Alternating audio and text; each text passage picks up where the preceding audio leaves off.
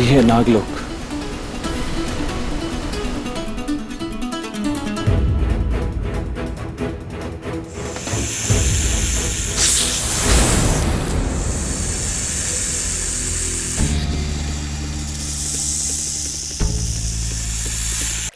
इतना छोटा कर दिया। श्रीमान बेताल, मैंने मान लिया कि आप में किसी भी रूप को धरने की शक्ति है, किंतु कृपा करके मुझे आगे की कहानी सुना। मैं जानने के लिए उत्सुक हूं। राजन, ऐसा कीजिए, आप थोड़ा विश्राम कर लीजिए, क्योंकि कहानी सुनाने का अभी मेरा मन नहीं हो रहा। थोड़ी देर बाद मेरा मन हो जाएगा, फिर मैं आपको कहानी सुनाऊंगा। तब तक अगर आप चाहें तो जल और फल ग्रहण कर लीजिए। लेकिन श्रीमान बेताल, मैं भूखा और प्यासा नहीं हूं, पर मैं कथा सुनना चाहता हूं। देखिए, मैं बेमन से सुना तो दूंगा, पर फिर कुछ भूल गया तो, इसलिए बाद में सुनाता हूँ ना, जाइए ना। अच्छी बात। बेताल, ब्रह्मदेव।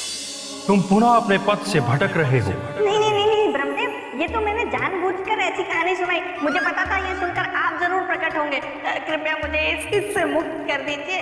ठीक है, किंतु स्मरण रहे, यदि तुम पुनः अपने पथ से भटके तो तुम्हें कठोर दंड मिलेगा। हाँ, मैं नहीं भटकूंगा।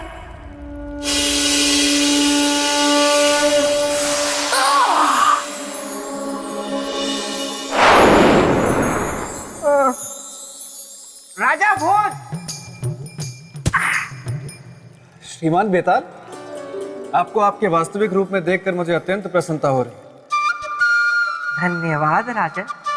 आइए राजन, मैं अब आपको आगे की कथा सुनाता हूँ। अवश्य। राजन, तक्षक बड़ा ही मायावी नाग था। उसने राजा परीक्षित को भी फूलों के हार में छिपकर डसा था। उसके बाद वो मन ही मन हंसा था, और तो और कलयुग के आने का कारण भी वही बना। तब तो ये कार्य बहुत चुनौतीपूर्ण रहा होगा। हाँ, और चुनौती का दूसरा नाम थे मेरे मित्र विक्रमादित्य। हे नागदेव, हम संसार वासियों के लिए आप हमेशा से भगवान रहे, हमारे पूजनीय। परंतु आज तक्षक के कारण सदियों से हो रही आपकी भक्ति और आस्था टूटने के कगार पर है। ऐसा क्या किया उसने सम्राट? कौन सा कुकर्म किया? कौन सा अधर्म? उसने पृथ्वी लोक से महारानी रागेश्वरी का पूजा स्थल से अपहरण किया है। अपने इस घिनौने कुकर्म से आपके देवत्व और नागकुल को कलंकित किया है उसने। आपके भक्तों के हृदय में कटुता और शत्रुता का विष भर दिया। इसलिए हे नागदेव, हमारी आपसे विनती है, उसके लोक जाने का मार्ग बताए हमें।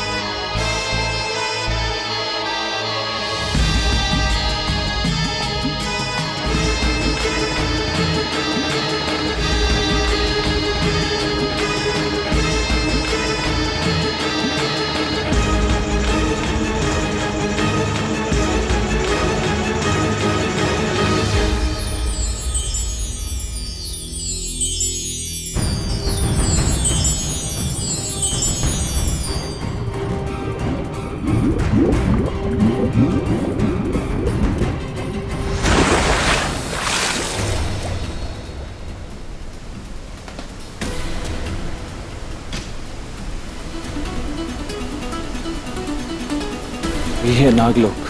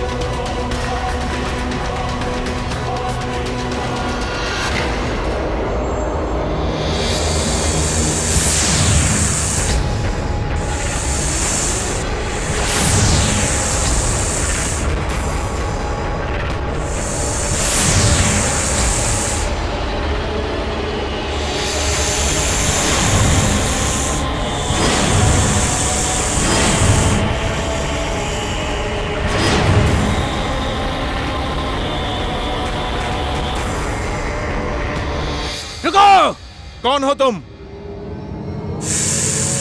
सम्राट विक्रमादित्य। कहाँ से आए हो? पृथ्वीलोक से। यहाँ नागलोक में क्या कर रहे हो? तक्षक से मिलने आए। पृथ्वीलोक के वासियों का उनसे मिलना बुरा सपना है। लौट जाओ, अन्यथा तुम हमारे विष के तुम विशेष पात्र बन जाओगे। क्योंकि मनुष्य हमारा दुश्मन है।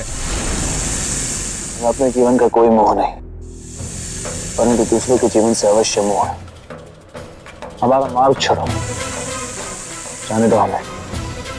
असंभव। मित्रों, इसे समझाना व्यर्थ है, मार दो इसे।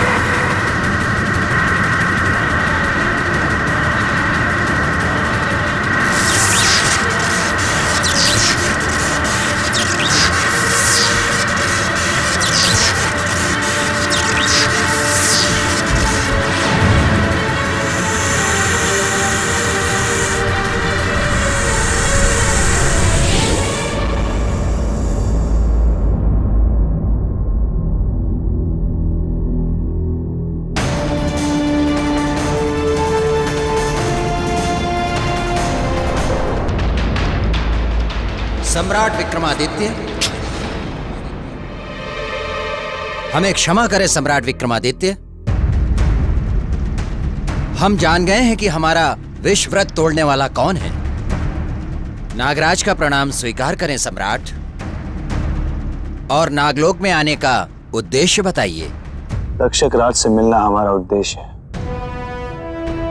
कृपया आप हमारी सहायता करें। अवश्य सम्राट, अवश्य। आप मेरे साथ प्रस्थान कीजिए। तो बोलिए राजन, एक तरफ थे मेरे मित्र सम्राट विक्रमादित्य, निस्वार्थी, जो एक अनजान मनुष्य के प्राणों की रक्षा के लिए नागलोक तक चले गए, और एक आप हैं स्वार्थी, जो मेरे मित्र के सिंहासन को प्राप्त करने की लालच में यहाँ चले आए। सही कहा आपने बेटा, मैं हूं लालची। यदि अपनी प्रजा के हित के बारे में सोचना लालच है तो मैं हूं लालची। यदि अपनी प्रजा को चक्रवर्ती सम्राट विक्रमादित्य की प्रजा के समान न्याय, सुख, शांति और आर्थिक समृद्धि देना लालच है तो मैं हूं लालची। राजन, पहले तो आप झरने का पानी पी के ठंडे हो जाइए, और दूसरी बात, आप मुझे अपनी लच्छेदार बातों से फुसला नहीं सकते। मैं आपको कभी इस सिंहासन पर बैठने नहीं दूंगा। फिलहाल आप आगे की कथा सुनिए।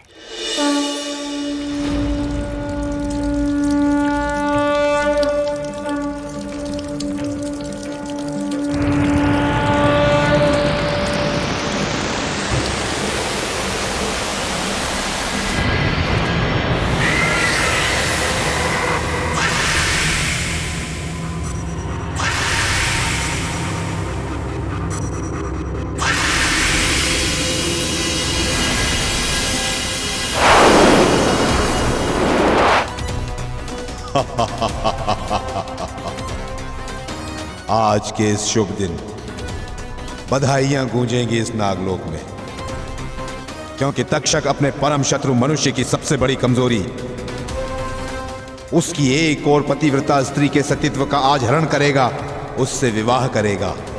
एक और, जहां मेरे इस कार्य से मेरा प्रतिशोध एक कदम आगे बढ़ेगा, वहीं दूसरी ओर मेरा बल और बलवान होगा।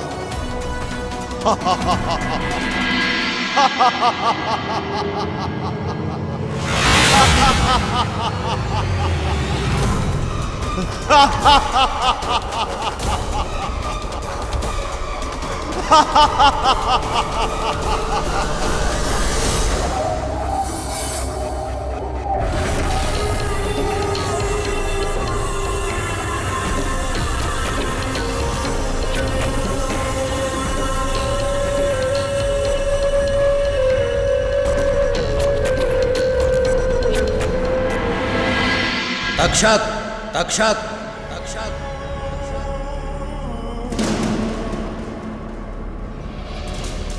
आइए नागराज, पधारिए। तक्षक के विवाह के शुभ अवसर पर आपका स्वागत है।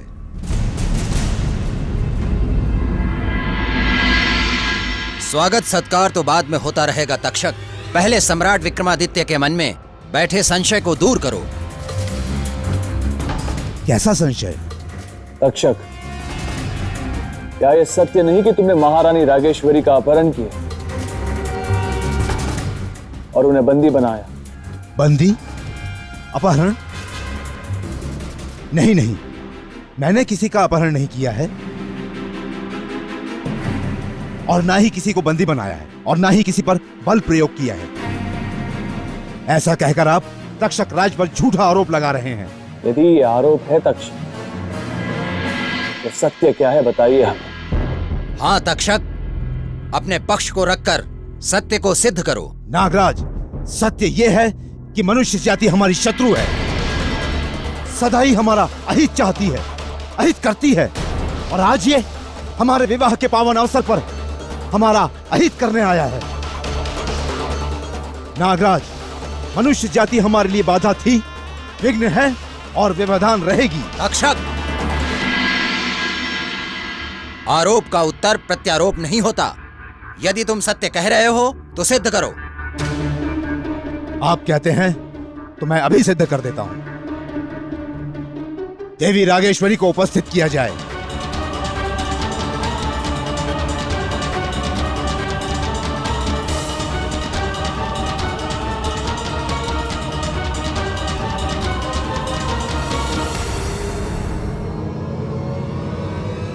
सम्राट, भाग्य मनाओ कि तुम नागराज के साथ हो, अन्यथा सारा संसार जानता है कि मैं कौन हूं।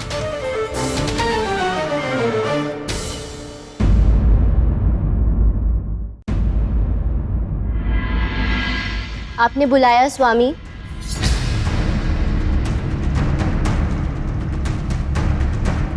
महारानी रागेश्वरी।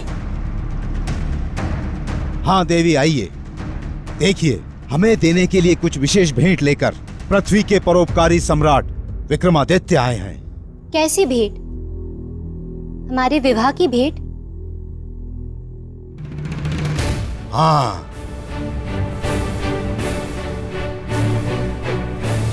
और वो भेंट है आरोप की। इनका कहना है कि हमने आपका अपहरण किया है और आपसे आपकी इच्छा के विरुद्ध विवाह कर रहे हैं। नहीं सम्राट, ये गलत है। हम स्वयं की इच्छा से इनसे विवाह कर रहे हैं। महारानी रागेश्वरी, ये आप क्या कह रही हैं? आप विवाहित हैं, महाराज रुद्र प्रताप की पत्नी हैं आप। होंगे कभी, परंतु अभी हम केवल इनसे प्रेम करते हैं।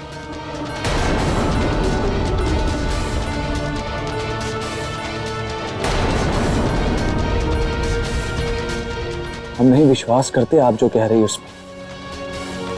आप जो कुछ भी कह रही वो इस तक्षक के भय से कह रही। प्रेम में भय कहाँ सम्राट? प्रेम तो निर्भय है, निर्भीक है। नहीं मान सकते आप, ये सत्य नहीं है देवी। बस सम्राट, बस।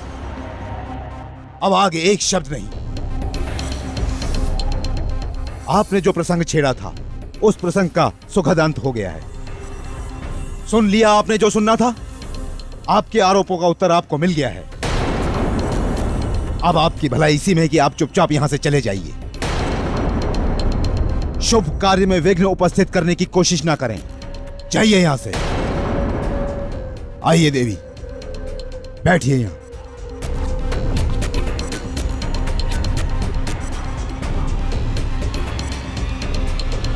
और सम्राट विक्रमादित्य, हमारे हृदय की विशालता को देखिए। आपने हम पर आरोप लगाए, पर हम आपको आमंत्रण दे रहे हैं अपने विवाह में साक्षी होने का। विवाह संपन्न होने पर ही जाइएगा। पुरोहित जी, शुरू कीजिए।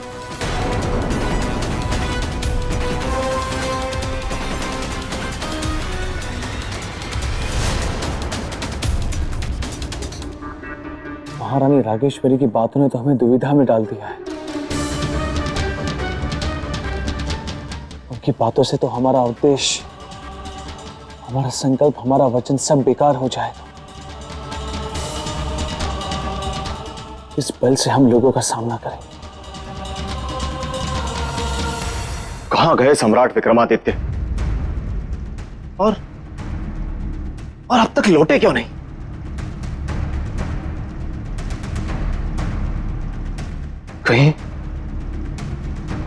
कहीं उन्होंने हमें धोखा तो नहीं दे दिया? महारानी रागेश्वरी चाहे कुछ भी कहे, परंतु हमारी आत्मा यह कहती है कि असली अपराधी तक्षक ही है, और नामदेव के जीवन को बचाने के लिए हमें किसी भी कीमत पर तक्षक को पृथ्वीलोक ले जाना होगा। पुत्र, अब छोड़ दे सम्राट के आने की आस और चल, इससे पहले कि रुद्र प्रताप के सैनिक फिर से तुझे पकड़ने आ जाए, हम लोग कहीं और चले जाते हैं। पुत्र, पुत्र।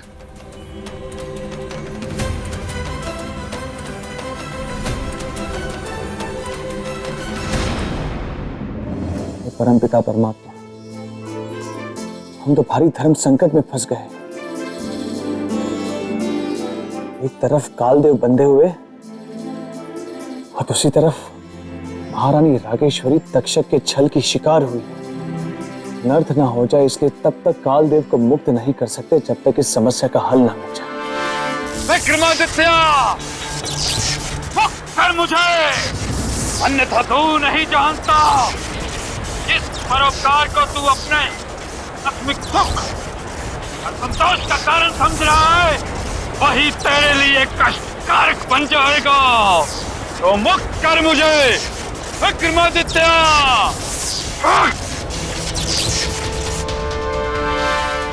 तक्षक के विवाह को रोकने के लिए हमें शीघ्र ही कोई उपाय खोजना होगा, अन्यथा हम दूध का दूध और पानी का पानी अलग नहीं कर पाएंगे। क्या हुआ राजन? है ना ये भंवर जा? बताइए बताइए, क्या हुआ होगा आगे? श्रीमान बेताल, ना तो सत्यत्व भंग हुआ होगा, वरना परोपकार की पराजय हुई होगी। क्योंकि अगर एक सत्य है तो दूसरा धर्म, और दोनों अटल है। कर दी ना आपने फिर से वही घिसी पिटी किताबी बातें शुरू। राजन, थोड़ा तो दिमाग लगाइए, समझिए बात को। अरे महारानी तो तक्षक के बस में थी, फिर ऐसा कैसे हो सकता है कि उनका सत्यत्व भंग ना हुआ हो? बोलिए, उत्तर दीजिए। या तो उत्तर दीजिए या भूल जाइए सिंहासन को।